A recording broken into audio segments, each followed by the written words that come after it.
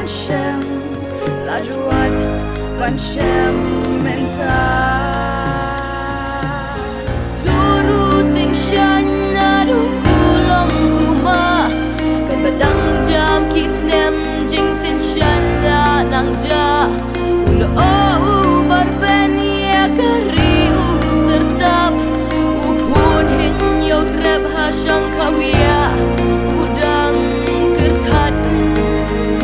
Jesus, take away every darkness, steady my simple footsteps, that I might in your goodness